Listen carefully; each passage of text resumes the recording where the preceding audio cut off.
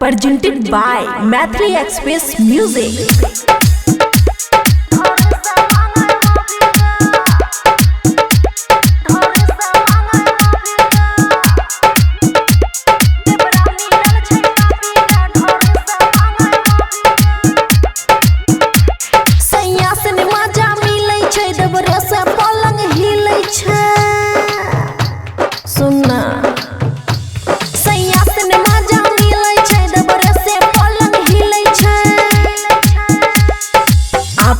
बिछौना पर तलाई छे कोरम चापी गे देवरा मिलल छे पापी गे ढोरी से मांगे माफी गे देवरा मिलल छे पापी गे ढोरी से मांगे माफी गे।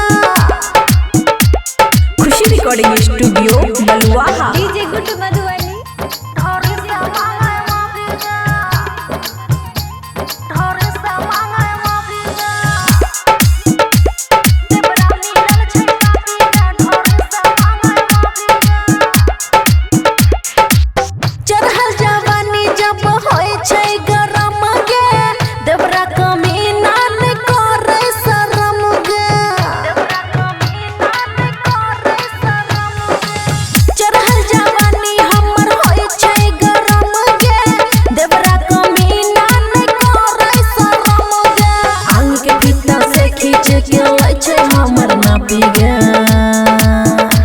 देवरा मिलल छै पापी गे ढोरी से मांगे माफी गे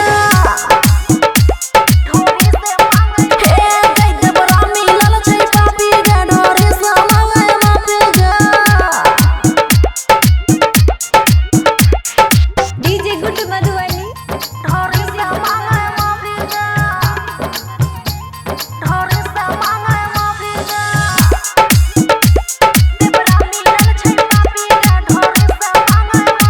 खुशी रिकॉर्डिंग स्टूडियो बलुआहा बबुआ राहुल भर मन प्यार करे सैया अमन नाही एको बेर चढ़े सैया अमन नाही एको बेर चढ़े हां हां बबुआ राहुल भर मन प्यार करे सैया अमन नाही एको बेर चढ़े सब उपैया के खुशी गेलै अब थाकी गे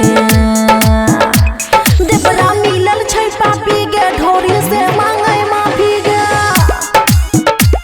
ढोरी से मांगे माफी देवरा मिलल छै पापी गे ढोरी से मांगे माफी गे।